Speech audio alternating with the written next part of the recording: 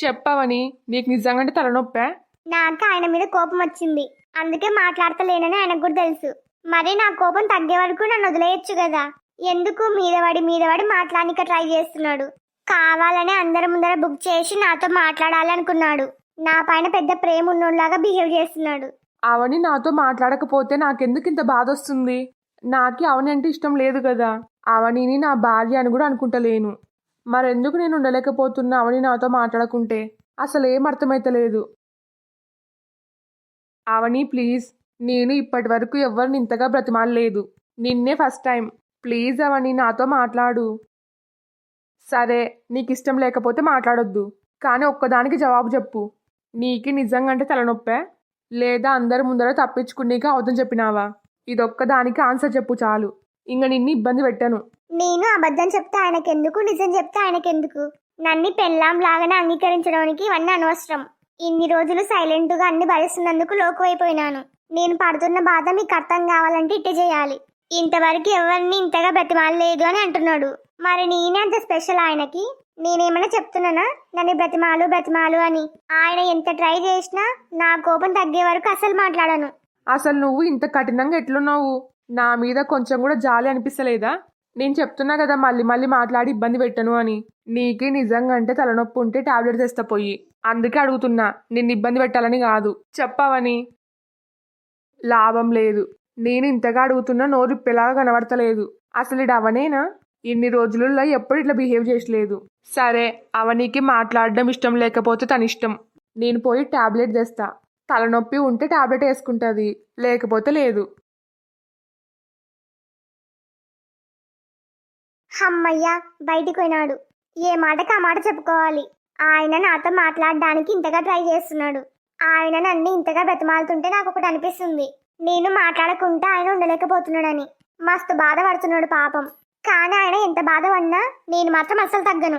నా బాధ ఆయనకు కూడా అర్థం కావాలి. ఇంకెప్పుడు నోరు జారి నోటుకొచ్చినట్టు మాట్లాడకూడదు. ఇదిగో అవని తలనొప్పి టాబ్లెట్. నీకు తలనొప్పి ఉంటే వేసుకో. నేనేదో అందరి ముందర తప్పించుకున్నాక తలనొప్పి అని అబద్ధం చెప్పినాను. ఈయన నిజంగా టాబ్లెట్ పట్టుకొని వచ్చినాడు. నాకైతే అందరి ముందర తప్పించుకున్నాక తలనొప్పి అని అబద్ధం చెప్పినావా అనిపిస్తుంది. కానీ అనిపించడం వేరు, నిజం వేరు. ఒకవేళ నీకు నిజంగా అంటే తలనొప్పి ఉంటే నువ్వు ఇబ్బంది పడకూడదు. అందుకే టాబ్లెట్ తీసుకొని వచ్చినాను. నీకు నిజంగా అంటే తలనొప్పి ఉంటే టాబ్లెట్ వేసుకో, లేదంటే వద్దు.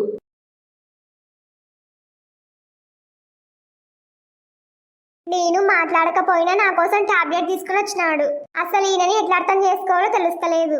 నేనంటే ఇష్టం లేదు అనుకుంటేనే నాకు సేవలు చేస్తాడు. అవని మాట్లాడకుంటే రూమ్లో కూడా ఉండబుద్ధలేదు. ఈ రోజుకి ఈయనే వండుకుంటా. ముందరనే అవని నన్ను చూస్తేనే కోపడుతుంది. అలాంటప్పుడు తనని ఇబ్బంది పెడుతూ రూమ్లో వండుకోవడం ఎందుకు? చలి పెట్టినా పర్లేదు, ఇదొక్క రోజు ఈయనే వండుకోవడం బెటర్. వామ్మో, పల్లవి ఫోన్ చేస్తుంది. అయ్యయ్యో, నేను మర్చిపోయినాను. పల్లవి మళ్ళీ ఫోన్ చేయమని చెప్పింది నాకు. ఈ గొడవలో పడి పల్లవి సంగతే గుర్తులేదు. అసలు ఏమనికైందో నాకు తెలిసి పల్లవికి మస్తు కోపం వచ్చింటది. ఇప్పుడు ఎట్ట మేనేజ్ చేయాలనో ఏమో. హలో పల్లవి. హో, పర్లేదే, నా పేరు బానే గుర్తుంది. ఇంకా నా పేరు కూడా మర్చిపోయినావేమో అనుకున్నాను. ఎందుకు పల్లవి అంత వెటకారంగా మాట్లాడుతున్నావు? నేను నీ పేరు మర్చిపోతానా? హో, నువ్వేమి మర్చిపోవు, అన్ని గుర్తుపెట్టుకుంటావు. అందుకే నేను చెప్పిన టయానికి కరెక్ట్గా ఫోన్ చేసినావు. సారీ పల్లవి, ఏవో ఇంట్లో చిన్న చిన్న టెన్షన్స్, అందుకు మర్చిపోయినాను. హో అలాగా. ఈరోజు చిన్న చిన్న టెన్షన్స్ అని నాకు ఫోన్ చేయడం మర్చిపోయినావు. ఫ్యూచర్లో పెద్ద పెద్ద టెన్షన్స్ వస్తే నన్ను కూడా మర్చిపోతావు, అంతే కదా? పల్లవి ప్లీజ్, ఎందుకు అట్లా మాట్లాడుతున్నావు? ఏదో ఫోన్ చేయడం మర్చిపోయినా గానీ నిన్ను మర్చిపోయే ప్రసక్తే లేదు. ఈ మాటలకేం తక్కువ లేదు. ఇంతకీ ఏంటా టెన్షన్? అవన్నీ ఇప్పుడు ఎందుకులే, ఆ టాపిక్ గురించి మాట్లాడొద్దు. అంతేలే, మీ ఇంట్లో జరిగిన పర్సనల్ గొడవలు నాకెందుకు చెప్తావు? నేను మీ ఇంట్లో మనిషిని కాదు కదా, పరాయి దాన్ని. ఇంట్లో ఉన్న కుటుంబ సమస్యల గురించి పరాయి మనుషులకి చెప్పకూడదు. నువ్వు చెప్పింది కరెక్టే, నేనే అడిగి తప్పు చేసినాను. ఇంకెప్పుడు ఈ పరాయిది నీ కుటుంబ సమస్యల గురించి అడగదులే. ఏంది పల్లవి, నువ్వు నాకు పరాయి మనిషి ఏంది? నువ్వు నా మనిషి, ఇంకెప్పుడు అట్లా మాట్లాడొద్దు. నీ దృష్టిలో నేను పరాయి మనిషి కానప్పుడు ఏమైందో చెప్పొచ్చు కదా. ఇప్పుడు చెప్పే వరకు ఇడిచిపెట్టలేదు. అవని గురించి చెప్పడమే బెటర్. సరే పల్లవి, చెప్తా. ఈరోజు ఏమైందంటే ఏదో కోపంలో ఉండి అవనిని తిట్టినాను. నిజానికి దాంట్లో అవని తప్పేం లేదు. అనవసరంగా నేనే నోటికొచ్చినట్టు మాట్లాడినాను. అందుకే నా పైన అలిగింది. నాతో మాట్లాడతలేదు. అందుకే నాకు బాధ అనిపిస్తుంది. ఏంది అవనీని నోటికొచ్చినట్టు తిట్టినావా? అందుకు అలిగి నీతో మాట్లాడకపోతే నువ్వు బాధపడుతున్నావా?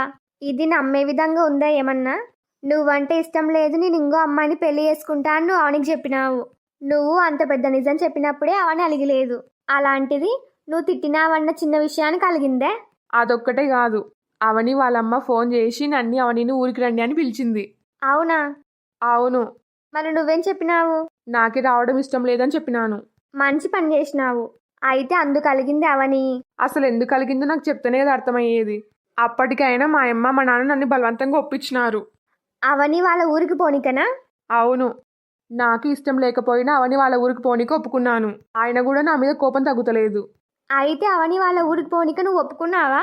నన్ను ఒక్కసారైనా అడగొచ్చు కదా, ఎట్లా తప్పించుకోవాలో నేను చెప్పేదాన్ని. తొందరపడి ఎందుకు ఒప్పుకున్నావు? అమ్మ నాన్న బలవంతంగా ఒప్పిస్తే నన్నేం చేయమంటావు? అయితే రేపు నా విషయంలో కూడా అవనితో ఉండమని బలవంతంగా ఒప్పిస్తారు. అప్పుడు కూడా ఇట్లనే ఒప్పుకుంటావా? ఏంది పల్లవి నువ్వు ఒకదానికొకటి సంబంధం లేకుండా మాట్లాడతావు? ముందరనే నా మనసు ఏం బాలేదు, మళ్ళీ నువ్వు తలా తోక లేకుండా మాట్లాడి నన్ను ఇబ్బంది పెడుతున్నావు. అసలు నన్ను ఎవరు అర్థం చేసుకోరు. ఎవరి గోల వాళ్ళదే. ఉన్న మాట మాట్లాడితే ఇట్లే ఉంటది. నేను తలా తోక లేకుండా మాట్లాడి నిన్ను ఇబ్బంది పెడుతున్నా. అలాంటి నాతో మాట్లాడాల్సిన అవసరం లేదు. నువ్వు మీ అత్తారింటికి పోయి బాగా మర్యాదలు చేపించుకొని సంతోషంగా ఉండిరా. అది కాదు పల్లవి. హలో హలో పల్లవి ఫోన్ పెట్టేసింది. ఛ, అందరూ నా పైన అలిగే వాళ్ళే. అటు చూస్తే అవని, ఇటు చూస్తే పల్లవి. వీళ్ళిద్దరి మధ్య నేను నలిగిపోతున్నా.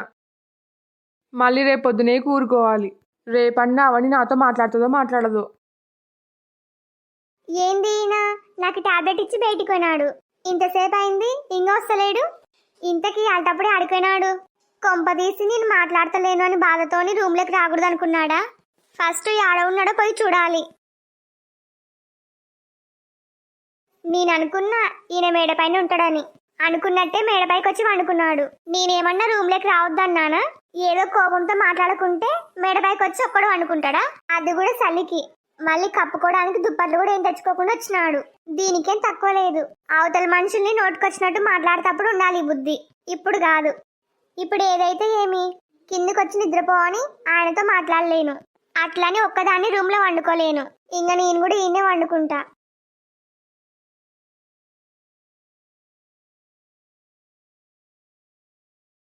అవని నువ్వేందిడా? నువ్వెందుకు వచ్చిన వీడికి? అది కూడా దుప్పట్లు దిండ్లు పట్టుకొని వచ్చినావు.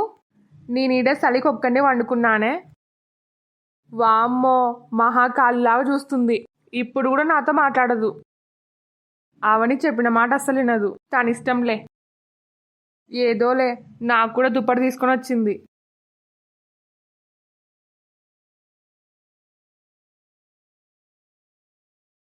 అమ్మో బొద్దింక! ఏవండి బొద్దింకండి? ఏవండి బొద్దింక? ఏడుందవని? ఇందాక చూసినా ఆనే ఉంది. ఈడ ఆడ కనబడతలేదే. లేదండి నేను చూసినా, అది బొద్దింకే. నా వల్ల కాలేని పని బొద్దింక వల్ల అయింది. ఏదోలే, ఈ బొద్దింక వల్ల అవని నాతో మాట్లాడుతుంది. ఆ బొద్దింకకి థ్యాంక్స్ చెప్పాలి. ఆడ బొద్దింక లేదు. నువ్వు అరిచిన అరుపుకి అది ఎప్పుడో పారిపోయి ఉంటది. లేదండి ఆనే ఉంది. ఏవండి నాకు బొద్దింకలంటే మస్తు భయం. దాన్ని చంపేయండి ప్లీజ్. నాకు భయం వేస్తుంది. పిచ్చి అవని, ఆ బొద్దింక ఏం చేస్తుంది? నువ్వేం భయపడొద్దు. ఏవండి అసలు ఈడ వద్దే వద్దు. మనం పోయి బెడ్రూమ్ లో వండుకుందాం ప్లీజ్ అండి. నువ్వు నాతో మాట్లాడినావు. అయ్యయ్యో అవును కదా, ఆయనతో రేపటి వరకు మాట్లాడకూడదు అనుకున్నా. మా ఐదారు బొద్దింక. ఆ బొద్దింక వల్లే భయంతో ఆయనతో మాట్లాడినాను. చీ, ఆయన ముందర పరువు పోయింది. After all బొద్దింకకు భయపడినా అనుకుంటున్నాడేమో. ఏదోలే, కనీసం ఆ బొద్దింక వల్లనన్నా నాతో మాట్లాడినావు. ఫస్ట్ ఆ బొద్దింకకి థ్యాంక్స్ చెప్పాలి.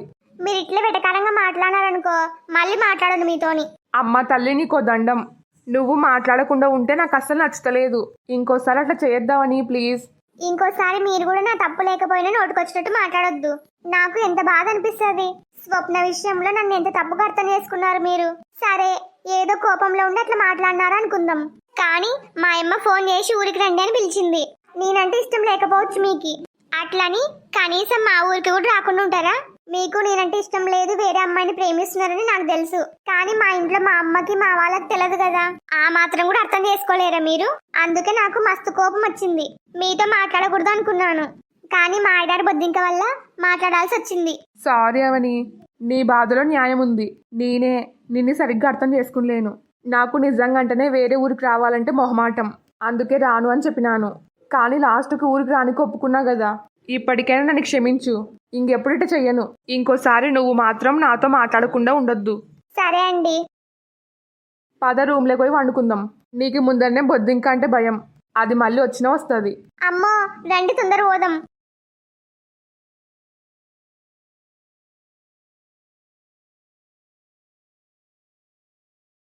హలో, అవని వాళ్ళ అమ్మగారా మాట్లాడేది? అవును, మీరెవరు మాట్లాడేది? నేను అవని వాళ్ళ ఆడపడుచు స్వప్నని మాట్లాడుతున్నా. హలో ఫ్రెండ్స్ అందరికి, ఈ వీడియో మీకు నచ్చిందా? నచ్చితే లైక్ చేయడం మాత్రం మర్చిపోవద్దు. అట్లనే మీ ఫ్యామిలీ అండ్ ఫ్రెండ్స్ కి షేర్ చేయండి వీడియోని. ఈ స్టోరీ యొక్క రాబోయే మిగతా పార్ట్స్ కోసం మా ఛానల్ ని సబ్స్క్రైబ్ చేసుకోవడం మాత్రం మర్చిపోవద్దు. నాకు జెన్యూన్ గా సపోర్ట్ చేయాలనుకునే వాళ్ళు వీడియోకి హైప్ ఇవ్వండి. మీరు హైప్ చేయడం వల్ల నా వీడియోస్ ఇంకా ఎక్కువ మందికి రికమెండ్ అవుతాయి. మీ ఫీడ్బ్యాక్ ని కామెంట్ చేయండి. మాకు సపోర్ట్ చేయొచ్చు కదా please. Thanks for watching. Bye bye.